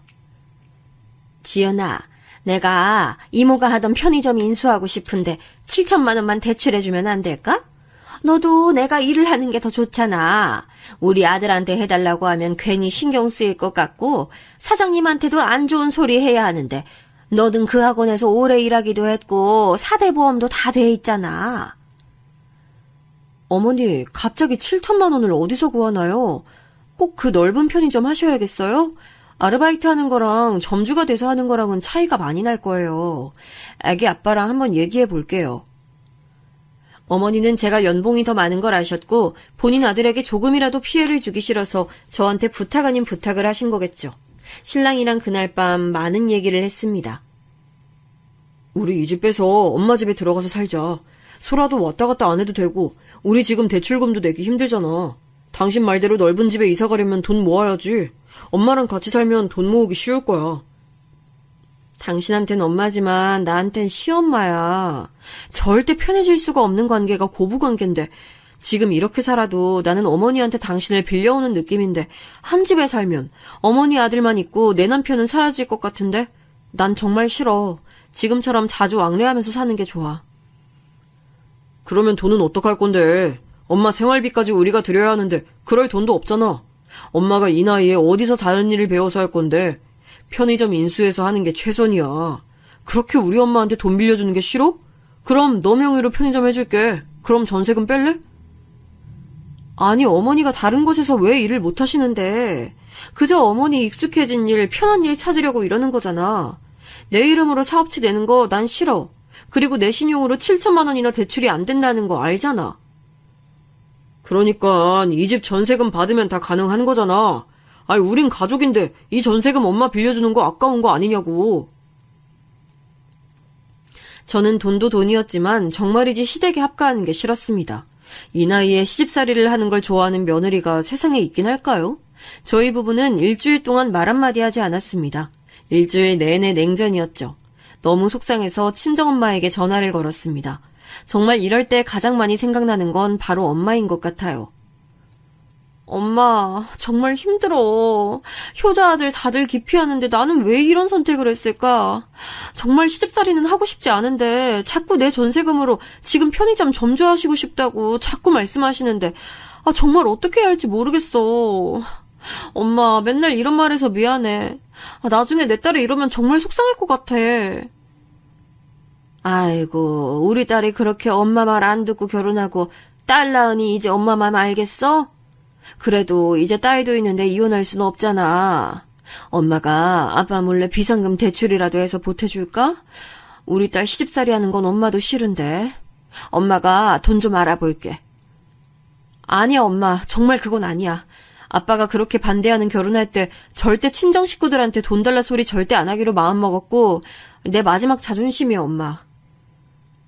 엄마랑 통화하고 나니 다시 한번 아빠에게 죄송한 마음이 들었어요. 결혼식 전날까지도 꼭 해야겠냐며 반대하시던 아빠. 아마 저보다 사업을 하면서 많은 사람들을 만난 아빠는 저희 시어머니와 신랑을 보면서 이런 미래를 예상하셨겠죠. 신랑과 일주일간의 냉전을 하고 있는데 어머니가 찾아오셨습니다. 내가 돈 구했으니 너희들 너무 걱정하지 마라. 엄마 아는 지인분이 빌려주시기로 했어. 나도 괜히 며느리한테 아쉬운 소리해서 마음이 그랬는데 이번 일은 없던 걸로 하자. 하시는 어머니를 보니 일주일간의 가슴을 꽉 막고 있던 무언가가 내려가는 기분이었습니다. 남편 눈치 보여, 시어머니 눈치 보여, 양쪽으로 눈치를 보니 정말 평생 없던 위장형까지 왔거든요. 남편은 어머니가 가시자마자 제게 푸념을 하는 겁니다. 엄마가 누구한테 빌렸는지 모르겠지만 누군가에게 아쉬운 소리를 했다는 것에 대한 미안함 때문인지 아니면 본인의 연봉에 대한 미안함 때문인지 짜증을 냈습니다. 아직도 어머니랑 한 집에서 살고 싶은 미련 때문인지도 모르겠습니다. 하지만 먼저 말을 안 꺼내기에 저는 끝까지 모른 척했죠. 저는 정말 같이 사는 건 너무나 싫었거든요. 그 외에도 남편과의 갈등이 될 만한 일들은 결혼 생활 내내 많았습니다. 작년에 있었던 일입니다.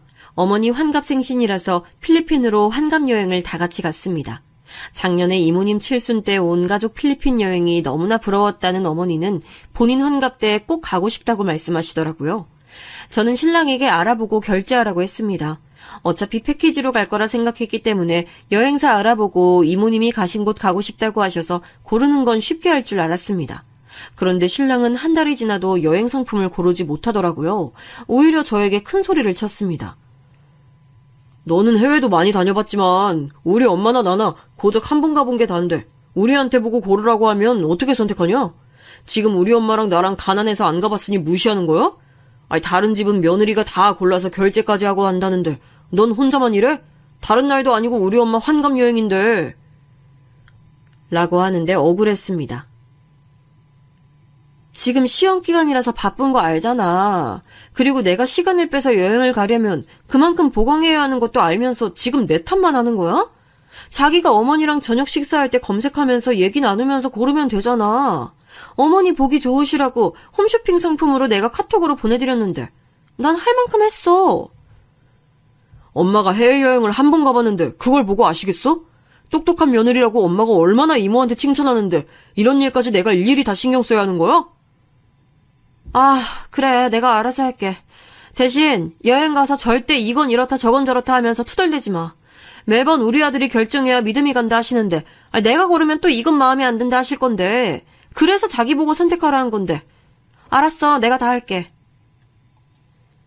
어머니는 늘 제가 선택한 곳은 비싸다, 돈을 많이 쓴다는 식으로 말씀하셔서 이제 시댁 관련한 일은 제가 결정하고 싶지 않았는데 이런 사소한 일들까지도 저희 부부는 싸움이 되더라고요. 그래서인지 어느 순간 저희 부부는 대화가 없어지는 걸 느꼈습니다. 신랑의 모든 이야기는 어머니랑 연관돼 있었고 저는 이해할 수 있는 범위를 벗어난 그 둘의 행동에 지쳐갔습니다. 그렇게 하루가 또 1년이 지나서 여기까지 왔네요. 새로 시작한 어머니의 편의점 점장 일은 생각보다 바빴습니다. 상대적으로 젊은 시어머니시지만 컴퓨터로 발주내고 하는 일은 버거워하셨어요. 그러다 보니 신랑이 전담으로 할 때도 있었습니다. 하루는 신랑이 밥을 먹으면서 얘기를 꺼내는 겁니다. 엄마 혼자 하는 거 너무 힘들어하시고 요즘 운동센터도 개인 회원이 줄어서 나도 눈치 보여. 엄마가 하는 편의점 아르바이트생 고용하는 것보다 내가 점주를 하면서 하는 게 좋을 것 같아. 지금도 매일 발주하러 가는데 내가 아예 전담으로 하는 게 어떨까? 사실 어머니랑 같은 일을 시작하는 게 마음에 들지 않았습니다. 남편은 남편의 일을 하기를 바랐고 어머니는 어머니 일을 하기를 바랐습니다. 점점 어머니가 우리 부부에게 필요 이상으로 기대는 것도 싫었습니다. 그 느낌 아실까요? 내 남편을 내가 빌려 살고 있는 느낌. 딱 그 표현이 맞는 것 같습니다. 어머니 아들은 저랑 딸아이가 빌려서 같이 사는 느낌이라서 같이 일하는 것에 대해 반대했습니다. 너는 엄마랑 관련된 일은 다 반대하더라. 너한텐 시어머니겠지만 나한텐 어머니거든? 엄마가 힘들게 한다는데 안쓰럽지 않아? 엄마가 돈 벌어보겠다고 저렇게 열심히 일하는데 도와주진 못할 망정. 내가 같이 하겠다고 하면 잘해보라고 응원해주면 안 돼? 이런 상황에서 응원을 할 수 없는 게 대부분의 며느리 아닐까요? 어디서 돈을 빌려왔는지 미리 알았다면 아마 저는 큰 소리 내면서 당당하게 반대했을 텐데 그때는 그 큰 비밀을 알지 못했습니다. 이 비밀이 드러난 건 반년 후 어머니 생신 때였습니다. 신랑은 결국 제 말을 듣지 않고 운동센터를 관두고 어머니랑 같이 편의점을 운영했습니다. 그래, 자기 마음대로 해. 대신에 학원 근처 아파트로 이사 갈 거야.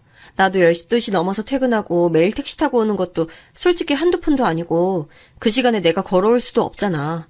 우리 애기도 있는데 아파트로 이사 가야지. 어린이집도 있는 곳으로 내가 다 알아봤어. 우리 딸 생각 좀 해줘. 신랑은 시어머니 아파트로 가고 싶어 했지만 저희 학원이랑 거리가 더 멀어지기 때문에 더 이상 말을 하지 않았습니다. 나름의 절충안이었어요. 어머니랑 편의점 하는 대신 시댁과 거리는 조금 멀어지는 걸로. 그렇게 일이 마무리되어 가는 것 같았습니다. 처음엔 한 달에 200만 원 정도 월급으로 가져다 줬어요. 사실 이사를 하면서 대출금도 늘어나서 정말 돈이 많이 필요했습니다. 친정엄마께 손 벌리고 싶을 적이 한두 번이 아니었어요. 하지만 내 마지막 자존심이었기에 차마 아빠에게 돈을 빌려달라는 얘기는 할 수가 없었어요. 그리고 신랑 또한 절대 처가댁 도움을 받고 싶지 않다고 늘 말했습니다. 그러던 어느 날 시어머니가 저한테 전화를 해서 계좌번호를 물어보시는 겁니다. 지연아, 너 계좌번호가 뭐니? 내가 용돈 좀 보내려고 그런다. 우리 아들이 너무 돈을 아껴서 힘들지? 내가 몰래 현금 좀 보낼 테니 계좌번호 좀 문자로 보내줘. 5분 후 300만 원이라는 큰 돈이 제 통장에 입금됐어요. 입금 문자를 보고 전 10번도 넘게 0을 세어본 것 같아요. 황당했습니다. 저 결혼 전 예단비는 고사하고 설날이나 생일이라도 어머니한테 1,000원 한 장 받아본 적이 없었거든요. 남들은 며느리 생일이면 단돈 5만 원이라도 주신다는데 한평생 돈 주신 적이 없으신 분이 갑자기 이러시니 좋으면서도 의심이 들었습니다. 그 의심은 곧 해결됐습니다.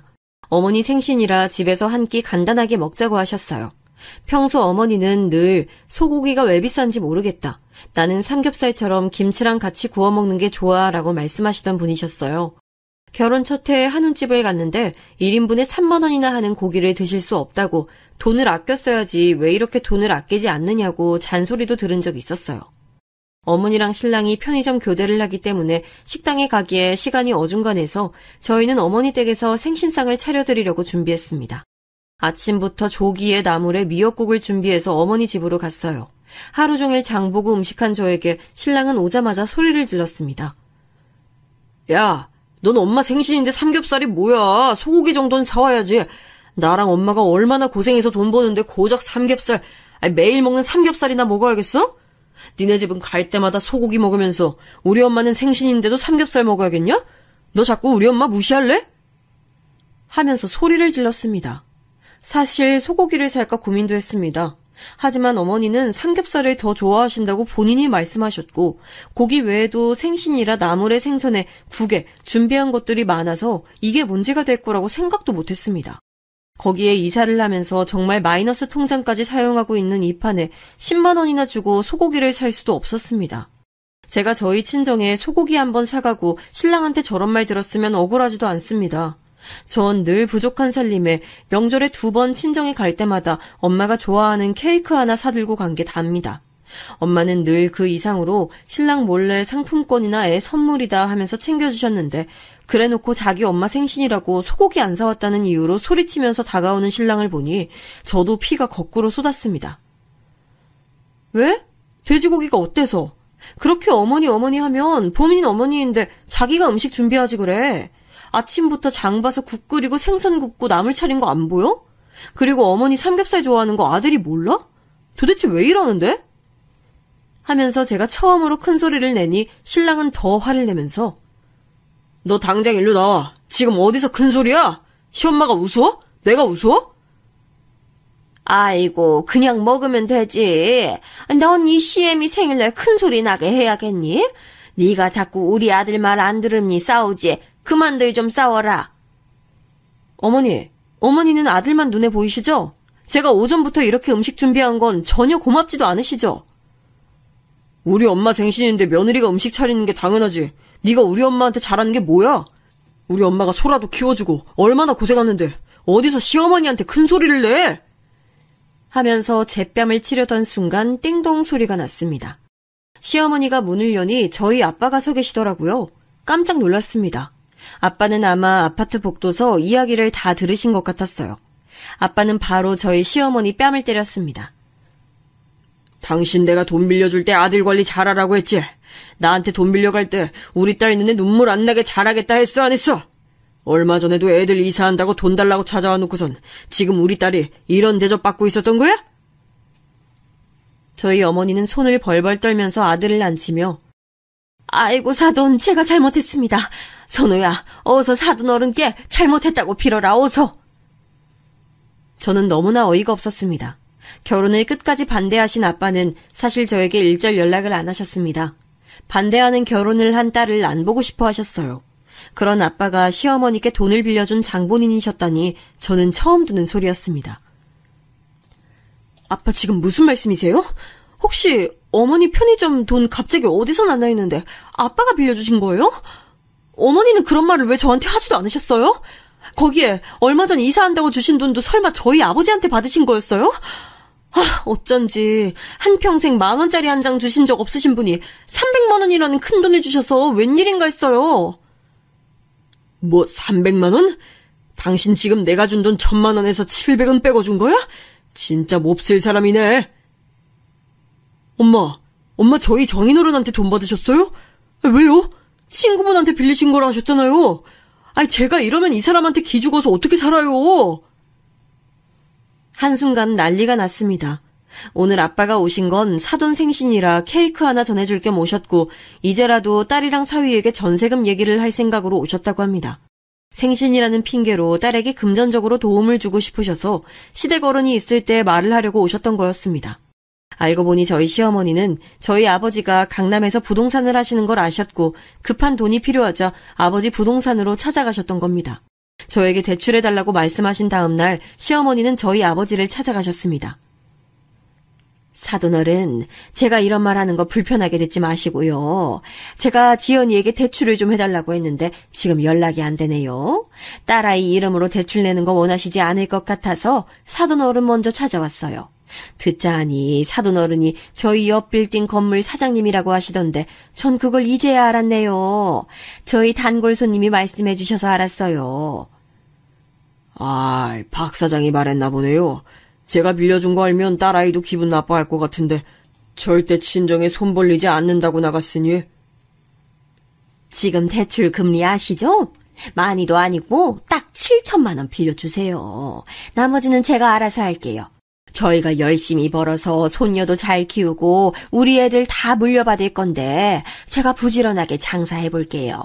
저희 아들은 계약직이라 대출도 힘들고 지연이한테 대출해달라고 했는데 연락이 없네요. 저희 딸이 알면 자존심 상해할 테니 안 그래도 명절이나 돼야 집에 오는데 저희 두 사람만의 비밀로 하시고 공증은 받아놓겠습니다. 원금은 우선 1년 단위로 계약하시고요. 절대 우리 지연이한텐 비밀입니다. 나중에 제가 말하죠. 그럼요, 사돈. 저도 저희 아들이 알길 원치 않아요. 저희 아들도 괜히 기죽이고 싶지 않고 저도 며느리한테 입단속 잘할게요. 그리고 제가 지연이한테도 잘할게요. 지금도 제가 우리 며느리 친딸처럼 예뻐하고 있습니다. 오면 제가 음식도 다 해놓고 밥도 차려놓고 한다니까요. 빌려주신 돈 얼른 갚아드릴게요. 감사해요. 사돈 덕분에 돈 걱정 덜었네요. 안 그래도 아들 부부가 돈 구한다고 싸운 것 같아서 마음이 안 좋았는데 다행이네요. 그렇습니다. 저희 시어머니는 아는 분께 저희 친정아빠가 건물주인 걸 들으셨고 편의점을 하기 위해서 7천만 원이라는 큰 돈을 빌리신 겁니다. 저한테 대출해달라고 한 다음 날 뻔뻔하게도 저희 아버지를 찾아가신 거였습니다. 아빠는 저를 위해서 말도 못하시고 돈을 빌려주셨고 딸이 속상할까봐 내색도 못하셨는데 이 사단이 난 걸 보신 거죠. 지연아, 너 정말 계속 이렇게 살 거냐? 아빤 더 이상 못 본다. 이렇게 식모처럼 살 거야? 네가 아무리 잘한다 해도 너에게 손 찍어만 녀석 나는 더 이상 못 봐. 요즘 젊은 세대들 이혼은 문제도 아니야. 아빠가 도와줄게. 너도 좀 편하게 살자. 저렇게 본인들밖에 모르는 것들 상종하지 말고. 아빠의 진심 어린 말을 듣는데 눈물이 났습니다. 시어머니가 찾아오셨을 때도 얼마나 우리 아빠는 속상했을까요? 본인 아들도 아니고 며느리에게 대출 내라고 당당한 요구한 시어머니를 보면서 말이죠. 눈치 없고 철이 덜 든 신랑은 이 상황에서도 왜 자기 어머니를 때리시냐며 저희 아버지에게 달려들었습니다. 그 모습을 보니 이제 정말 끝이구나. 이 지옥에서 탈출해야겠다는 생각만 들었습니다. 지난 6년간 힘든 고부 갈등과 효자 아들 사이에서 얼마나 힘들었는지 짝사랑의 콩깍지는 예전에 떨어졌지만 그래도 부모님이 반대하는 결혼을 해서 단 한 번이라도 행복하게 잘 사는 모습을 한 번쯤은 보여드리고 싶은 마음이 컸습니다. 그런데 이제 다 무너지더라고요. 아빠, 나 이혼할래. 내 딸이랑 둘이서 살래. 다시는 이 인간이랑 마주치고 싶지도 않아. 아빠는 제 손을 잡고 저희 아이 손을 잡고 나갔습니다. 아이고 사돈, 이렇게 가시면 어떡합니까? 제가 몇 대라도 더 맞을게요. 지연아, 우리 아들 지금 버리는 거야? 그럼 우리 손녀는 애비 없는 자식으로 만들 거야? 네, 어머니. 여태 애비 없는 자식처럼 컸어요. 애가 아파도 애랑 저랑 버리고 어머니 병원에 가고 매일 저희 걱정보다는 어머니 걱정만 하는 아들. 제가 이 사람의 가족이 아니라 어머니가 이 사람의 가족인데 저희 자리는 애초에 없었네요. 당신 그렇게 사랑하는 어머니랑 잘 살아. 당신 인생에 내가 꺼져줄게. 저는 그렇게 모든 짐을 그대로 두고 아이랑 친정집으로 들어왔습니다. 엄마가 그제야 모든 이야기를 해주셨어요. 시어머니는 편의점 하신다고 처음에 7천만 원 빌려가시고 다음엔 저희 이사한다고 귀띔해주시고는 1,000만 원을 만들어줘야 인테리어라도 한다고 말씀하시면서 돈을 빌려가셨답니다. 뿐만 아니라 분양권을 아들 이름으로 해달라고 요구하시면서 자기가 손녀를 키우고 있는데 용돈 한 번 받은 적이 없다며 불쌍한 척을 해서 아버지가 백화점 상품권을 100만 원 드렸다고도 했습니다. 그 외에도 알고 보니 애 생일이다 해서 몰래 용돈으로 주겠다 하시며 몇백씩 받아가셨답니다. 사돈이라는 관계가 어려운 관계 아닌가요? 이렇게 돈을 빌려달라고 당당히 요구할 수 있다는 것도 정말 이해 불가였지만 빌리고 나서 저한테 했던 그 당당한 요구들은 더 이해가 안 갔습니다. 저희 시어머니는 말끝마다 너는 부유한 아버지 밑에 자라서 돈 씀씀이가 해프다. 우리 아들도 그런 아버지 밑에서 자랐으면 학벌도 너보다 좋았을 텐데 라는 말을 늘 하셨습니다. 저는 가만히 이혼해주길 기다리기가 싫었습니다. 여태까지 받은 시집살이 대가를 톡톡히 치르게 해주고 싶었습니다. 하지만 저희 시댁은 정말 기가 찰 정도로 비양심적이었죠. 남편은 아이 데리고 지금이라도 집에 오면 용서해주겠다며 오히려 큰 소리 쳤고 시어머니 또한 이혼녀라는 타이틀 가지고 싶은 게 아니라면 당장 집으로 와라 라고 하셨습니다. 그리고 어미가 돼서 이혼을 그렇게 쉽게 하면 되겠냐고 문자에 전화에 사람을 너무 힘들게 하더라고요. 뒤돌아보고 싶지 않은 결혼 생활이었지만 저희 딸아이에게는 친아빠이자 친할머니이니 아이에게 한없이 미안한 마음이 들었습니다. 소라야, 엄마랑 아빠가 이제 다른 집에서 살려고 해. 엄마랑 여기서 외할머니랑 외할아버지랑 살까 하는데 소라 생각은 어때? 소라가 아빠 보고 싶으면 언제든 아빠 보러 갈 수 있고 만날 수 있어. 다만 같은 집에서 사는 게 아니라 아빠는 아빠랑 할머니랑 같이 사는 집에 사는 거고 소라는 여기서 엄마랑 사는 거야. 응, 엄마 나 외할머니 집 좋아. 여기 어린이집도 좋아. 그리고 여기선 엄마가 웃고 있잖아. 저는 생각해보니 아이 앞에서 웃어본 적이 언젠지, 같이 침대에 누워서 얘기 나눠본 적이 언젠지 기억이 나지 않을 정도로 바쁘게 살았는데 친정에서 하루 종일 아이랑 함께 생활하니 아이에겐 더 좋았나 봅니다.